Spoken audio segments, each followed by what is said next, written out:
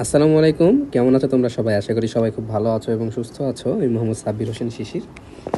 তো তোমাদের একটা কমন কোয়েশ্চেন আমি দেখি যে এরকম যে কোয়েশ্চেনটা দেখতে পাচ্ছ স্ক্রিনে, এ টাইপের কোয়েশ্চেনগুলো সলভ করতে তোমরা খুব একটু প্যারা খাও। যদিও এই কোয়েশ্চেনগুলো এমসিকিউ আসে, বাট আই থিঙ্ক যে বুয়েট রিটেনের জন্য এটা নট লেস ইম্পর্টেন্ট, ভালো ইম্পর্টেন্ট। ইভেন ঢাবির যে রিটেন এক্সাম আছে সেটার জন্য এটা ইম্পর্টেন্ট, এবং সিকের ওয়েটে তো এই টাইপের কোয়েশ্চেন আসার পসিবিলিটি মানে সবসময় থাকে। সো এই একই কোয়েশ্চেন পড়তে গেলে যেটা বলছে যে এই কমপ্লেক্স যে কম্পাউন্ডটা, এটার ম্যাগনেটিক মোমেন্ট কত। সো ম্যাগনেটিক মোমেন্টের ফর্মুলাটা তোমাকে জানতে হবে এবং কীভাবে বের করতে হয় সেটা তোমাকে জানতে হবে। তো তার আগে তোমাকে অবশ্যই কমপ্লেক্স কম্পাউন্ডটা কীভাবে ফর্ম হয়েছে সেটা তোমাকে জানতে হবে, তাই না? সো চলো, তো আগে আমরা একই সাথে কমপ্লেক্স আয়নটা কীভাবে ফর্ম হয়েছে সেটাও জানবো, এবং একই সাথে এটার ম্যাগনেটিক মোমেন্ট বের করাও আমরা জানবো। তো ম্যাগনেটিক মোমেন্ট যেভাবে বের করে সেটা হচ্ছে এই মিউ ইকুয়ালটা আমরা লিখি √/n ইন্টু n+2। তো এখানে n × n+2 যেটা, এখানে আসলে n কি, ঠিক আছে? n = এখানে আমি লিখতে পারি, এখানে আমি লিখবো হচ্ছে n = number of unpaired electron, number of unpaired electron. এই দ্যাটস ইট। সো তুমি যদি কোনো কম্পাউন্ডের নাম্বার অফ আনপেয়ার্ড ইলেকট্রন পেয়ে যাও, তাহলে জাস্ট এই ফর্মুলায় ফেলে দিলে তুমি তার কী পেয়ে যাবা, ম্যাগনেটিক মোমেন্ট পেয়ে যাবা। এবং এটার ইউনিট হচ্ছে BM, which is called Bohr magneton, Bohr magneton. Okay, that's it. So আমরা চেষ্টা করব যে এখানে কতগুলো আনপেয়ার্ড ইলেকট্রন আছে। সো চলো আমরা কম্পাউন্ডটা যদি দেখি, FeCN6 3-। সো এখানে যেটা হচ্ছে সায়ানাইড আয়ন, যেটা তোমরা জানো, এটা মাইনাস অন, ঠিক আছে? সো এখানে আমি ফার্স্ট স্টেপ, আমার স্টেপ অন হবে আয়রনের জারণ মানটা বের করা। তোমরা জানো আয়রনের দুইটা জারণ মান আছে, Fe2+, Fe3+, তাই না? আস এবং ইক। তো এখানে যে ফের আস অবস্থায় আছে নাকি ফেরিক অবস্থায় আছে সেটা আগে তোমাকে বের করতে হবে। ওকে, তো চলো আগে আমরা বের করি সেটা। আমরা বের করি। তো আমরা হচ্ছে মেয়েদের একটা ফেভারিট কালার পিঙ্ক কালার দিয়ে চলো জারণ মানটা বের করি। আমি ধরছি যে আয়রনের জারণ মান হচ্ছে এক্স। তো এক্স কয়টা আছে আয়রনে? একটা। প্লাস সায়ানাইডের কত জারণ মান? -1 ইন্টু 6 ইকুয়াল আর কিছু আছে? নাই। ওভারঅল কত? -3। তাহলে এখান থেকে তুমি যেটা পাবা x = -3, আর এই -6টা এই পাশে গেলে +6 হয়ে যাবে, তাহলে ওভারঅল থাকে +3। তাহলে x = তুমি পাচ্ছ +3। সো তুমি যে x = +3 পেলা, এই যে +3, এখন এটা হচ্ছে আয়রনের জারণ মান। তার মানে তোমাকে এখন যেটা করতে হবে, স্টেপ 2তে Fe3+ এর ইলেকট্রন বিন্যাস করতে হবে। সো আমরা করব হচ্ছে Fe3+ এর ইলেকট্রন বিন্যাস। তো আগে আমি আয়রনের ইলেকট্রন বিন্যাসটা করে নিচ্ছি। 26, which is 1s2 2s2 2p6 3s2 3p6 3d 4s2 3d6। এটা হচ্ছে আমাদের কার ইলেকট্রন বিন্যাস? আয়রনের ইলেকট্রন বিন্যাস। এখন আয়রনের এই ইলেকট্রন বিন্যাস এটা কি হয়ে গেল? চলো এটা বাদ দিই, সুন্দর করে একটা বক্স করে ফেলি। এই এই এই এই যে দেখো, এবার সুন্দর বক্স হয়ে গেছে। ওকে, চলো যাই হোক। তো Fe3+ এর ইলেকট্রন বিন্যাসটা আমাদের লাগবে। তা আমি যদি Fe3+ এর ইলেকট্রন বিন্যাস করতে চাই তাহলে কি হবে? তাহলে এই যে এইখান থেকে দুইটা ইলেকট্রন বের হবে এবং এখান থেকে একটা ইলেকট্রন বের হবে। তাহলে আমি যে লাস্ট শেলের ইলেকট্রনটা যদি লিখি, তাহলে এটা কিছুটা এরকম দাঁড়াবে। দেখো 1s2, আচ্ছা পুরোটা লিখি, 2s2 2p6 3s2 3p6, দেখো 4s হয়ে যাবে 0, এখান থেকে দুইটা বের হয়ে গেছে, এবং 3d হয়ে যাবে 5। ওকে, একই সাথে তোমার এখানে 4p ফাঁকা আছে, তাই না? 4d ফাঁকা আছে, দ্যাটস ইট। ওকে, অনেকগুলো জিনিস ফাঁকা আছে, অরবিটাল ফাঁকা আছে। সো তুমি যদি একটু বক্স করে দেখাও, একটু বক্স করে দেখাবা। মনে করো এইটা হচ্ছে তোমার সেই 3d অরবিটাল। কয়টা ঘর? 5টা।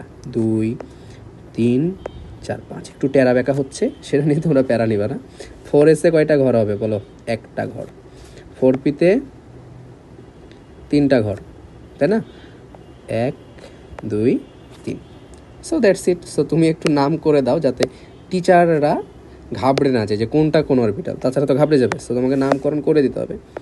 এটা হচ্ছে 3D, এটা 4s, এটা 4p। সো এখন দেখো 3Dতে কয়টা ইলেকট্রন আছে? 5টা ইলেকট্রন। 1 2 3 4 5, 4s ফাঁকা, 4p ফাঁকা। সো এখন তোমার মনে হতে পারে যে Fe3+ এই যে 5টা আমার আনপেয়ার্ড ইলেকট্রন, তাহলে আমি এই ফর্মুলায় n=5 বসিয়ে দিব। n=5 বসাই দিলে আমার কাজ শেষ। বাট না না না না, কারণ কি? কারণ হচ্ছে তোমার এখানে এই যৌগটার জন্য ম্যাগনেটিক মোমেন্ট বের করতে বলেছে। সো তোমাকে যৌগটা কিভাবে ফরমেশন হয় সেটা তোমাকে জানতে হবে এখানে। ওকে, সো চলো, তো আমাদের স্টেপ 2 তো হয়ে গেল, তাই না? Fe3+ ইলেকট্রন বিন্যাস আমরা করলাম।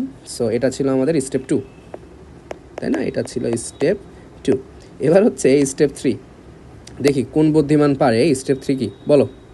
ও যাই হোক, তোমরা তো আমার সামনে নাই, সো বলতে পারবে না। সো চলো আমি বলি স্টেপ 3টা কি। আমরা একটু জুম করি, চলো। এই যে, সো স্টেপ 3 বলে যে আমার যে লিগ্যান্ড আছে, যেগুলোকে বলা হয় লিগ্যান্ড, সো আমার এই লিগ্যান্ডটা স্ট্রং লিগ্যান্ড নাকি উইক লিগ্যান্ড সেটা আমাকে দেখতে হবে। সো আমি বলে দিই, নাইট্রোজেনের মধ্যে অ্যামোনিয়া এবং সায়ানাইড, এই দুইটা লিগ্যান্ড জেনারেলি স্ট্রং লিগ্যান্ড। ওকে, সো সায়ানাইড মাইনাস এই লিগ্যান্ডটা কিন্তু স্ট্রং লিগ্যান্ড। সো তুমি লিখে দিবা, স্যার দেখেন এটা হচ্ছে স্ট্রং লিগ্যান্ড। কারণ স্যার বলবে যে ঠিক আছে, স্ট্রং লিগ্যান্ড হলে কি সমস্যা, লিগ্যান্ডই তো। বাট না, স্ট্রং লিগ্যান্ড হলে যেটা হবে যে এই যে তুমি আনপেয়ার্ড ইলেকট্রনগুলো দেখতে পাচ্ছ, সেগুলো কি হবে? সেগুলো জোড় হয়ে যাবে। কি হবে? সেগুলো হয়ে যাবে জোড়। তো চলো, এরপরে কি জন্য জোড় হবে? লিগ্যান্ডের থাকে কি? লিগ্যান্ডের থাকে হচ্ছে লোন পেয়ার ইলেকট্রন। এই ইলেকট্রনগুলো, এই যে ইলেকট্রনগুলোকে বিকর্ষণ করবে। কি করবে?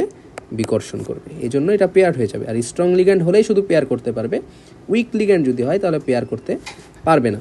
তাহলে আমরা যেটা করব এখানে যে আমরা পেয়ার বানিয়ে দেব। তো চলো আমরা যেটা করব, এটাকে একটু কপি মারি আমরা। ওকে, চলো, এই কপি কি হচ্ছে দেখি। সো আমরা এখন যেটা করব, এখানে পেস্ট করে দেবো। এই যে দেখো, সো আমাদের এটা কিন্তু হয়ে গেছে। সো এবার যেটা করব, দেখো এটা তো আমাদের কি ছিল বলো? এটা ছিল 3D, এটা ছিল 4s, এটা ছিল 4p। সো তোমরাও আমার মতো কপি করে লিখে দাও। এখন আমার কাজ কি? এখন আমার কাজ হচ্ছে এই যে তুমি 5টা দেখতে পাচ্ছ, এরা 5টা একসাথে আলাদা আলাদা থাকবে না, এরা হয়ে যাবে কি? এরা এখন হয়ে যাবে জোড়। সো তুমি এক কাজ করো, এগুলোকে সুন্দর মতো মুছে দাও, মুছে দাও। সো 5টা মিলে কয়টা জোড় হবে বলো তো? এখানে একটা জোড় হইলো, এখানে একটা জোড় হইলো, এই 5টা ইলেকট্রন। তাহলে এইভাবে জোড় হলো। এবং বাকি যে ফাঁকা ঘরগুলো দেখছো, সেখানে কে যাবে? সেখানে যাবে লিগ্যান্ড। এখন লিগ্যান্ড কয়টা যাবে বলো তো? তোমাকে এটা নিয়ে মাথা ব্যথা করা লাগবে না, 6টা লিগ্যান্ড তোমাকে দেখাই দিয়েছে। সো এখানে কয়টা লিগ্যান্ড যাবে? এখানে জাস্ট 6টা লিগ্যান্ডই যাবে। সো লিগ্যান্ডগুলো তুমি তীর চিহ্ন দিয়ে এগুলোতে বসে দিতে পারো। এখানে একটা লিগ্যান্ড যাবে, এখানে একটা লিগ্যান্ড, এখানে একটা, এখানে একটা, এখানে এবং এইখানে। সো এই জায়গাগুলোতে একটা একটা করে লিগ্যান্ড তুমি বসিয়ে দিতে পারো। সো এইভাবে তুমি অ্যারো চিহ্ন দিয়ে দিবা, কারণ লিগ্যান্ডগুলো সন্নিবেশ বন্ধন করবে। এই দিলে একটা CN-, এ দাও CN-, সবগুলোই একটা একটা করে CN- চলে যাবে। ওকে, সো এইভাবে কমপ্লেক্স আয়নটা ফর্ম হচ্ছে। ওকে, 6টা লিগ্যান্ড 6 জায়গায় চলে যাচ্ছে। এখন এখন তোমাকে এই যে ইলেকট্রন বিন্যাসটা তুমি করলা, এইখানে তোমাকে খেয়াল করতে হবে এইখানে আনপেয়ার্ড ইলেকট্রন কয়টা। দেখো, তোমার এই যে তুমি লিগ্যান্ডগুলো দিলা, এই এক একটা লিগ্যান্ড কয়টা করে ইলেকট্রন দিবে? 2টা করে। সো এগুলা সব জায়গায় জোড় জোড় থাকবে, এগুলো সব জোড় অবস্থায় থাকছে। তাহলে তোমার আনপেয়ার্ড কয়টা? এই বাবাজি হচ্ছে আনপেয়ার্ড ইলেকট্রন, আনপেয়ার্ড ইলেকট্রন। তাহলে এই আনপেয়ার্ড ইলেকট্রনটাকে নিয়েই তোমার কাজ করতে হবে। সো তুমি যে মিউ বের করবা √n × n+2, so that's it, তোমার n=1। কেউ যদি এইখানে n=5 করো, তাহলে সেটা ভুল। বোঝা গেছে? সো একই সাথে আমরা কমপ্লেক্স ফরমেশনও শিখে ফেললাম। তাহলে এটা হবে √1 × 1+2, দ্যাট মিনস 3, তার মানে হবে √3 বোর ম্যাগনেটন। ঠিক আছে? সো এই হচ্ছে আমাদের ম্যাগনেটিক মোমেন্ট। তুমি যদি এখন এটার স্ট্রাকচার রাখতে চাও, সো তুমি স্ট্রাকচারও চাইলে রাখতে পারো। দেখো এই ছোট্ট একটু কোয়েশ্চেন, হ্যাঁ, বাস এত বড় এক্সপ্লেনেশন। সো তুমি চাইলে এটার চিত্র আঁকতে পারো। সো চিত্র যদি আমি তোমাদেরকে এঁকে দেই, দেখবা এখানে Fe3+। ওকে, এবার তোমরা যেটা করবা, উপর থেকে একটা হাত দিবা, এই যেভাবে লম্বা হাত দিবা। ওকে, তারপরে একটা দিবা এদিকে, একটা দিবা এইদিকে, আর একটা দিবা এইদিকে, এবং আর একটা এইদিকে। এবং এই সবগুলোতে তুমি এবার কি করবা, সায়ানাইড মাইনাস CN মাইনাস এই এভাবে দিয়ে দিবা। এখানেও CN মাইনাস। হলো কি না, হয় নাই, তীর চিহ্ন হবে সবগুলোতে, কারণ সন্নিবেশ বন্ধন। ওকে, হলো। এবার কি করবা, এবার জাস্ট সিম্পলভাবে এগুলো যোগ করে দিতে হবে, আর কিচ্ছু না। ঠিক আছে, এগুলো জাস্ট তুমি সিম্পলভাবে যোগ করে দিবা। আমি একটু হোয়াইটটা বাড়াই দিচ্ছি। এটার সাথে এটা যোগ করবা, এটার সাথে এটা যোগ করবা, এটার সাথে এইটা, এটার সাথে এইটা। চিত্রগুলো আঁকা শিখবা। এটার সাথে এইটা, এবং এইটার সাথে এইটা, এইটা, এইটা। ওকে, তারপরে আর একটা কাজ করতে হবে। আর একটা কাজ হচ্ছে এইটার সাথে এইটা, এবং এইটার সাথে এইটা। ওকে, আর এইটার সাথে এটা, এটার সাথে এটা। এই শেপটার নাম কি বলো? মাথায় হাত দেওয়ার দরকার নাই, খুবই ইজি জিনিস। দেখো ভালো করে দেখো, এই শেপটার নাম হচ্ছে অষ্টতলকীয়, অক্টাহেড্রাল। তাহলে শেপ কি পেলাম? শেপ হচ্ছে অক্টাহেড্রাল।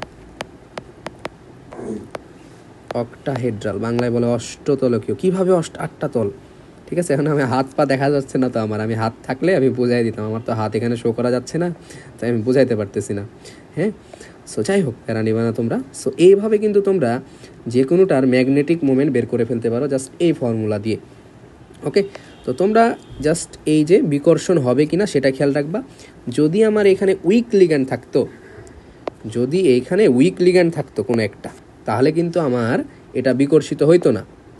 এটা বিকর্ষিত যদি না হতো, তাহলে কিন্তু আবার আগের মতো এখানে আমাকে 5টাই নিতে হতো। ঠিক আছে, সো উইক লিগ্যান্ড নাকি স্ট্রং লিগ্যান্ড, এটা তোমরা একটু ভালো মতো বই থেকে পড়ে নিবে। আর আমি তোমাদেরকে কাজ দিচ্ছি যে FeCN6 এটা কি প্যারাম্যাগনেটিক নাকি ডায়াম্যাগনেটিক, এটার ম্যাগনেটিক মোমেন্ট কত সেটা তোমরা আমাকে বের করে কমেন্টে জানাবা। সো আজকের ক্লাস এ পর্যন্তই।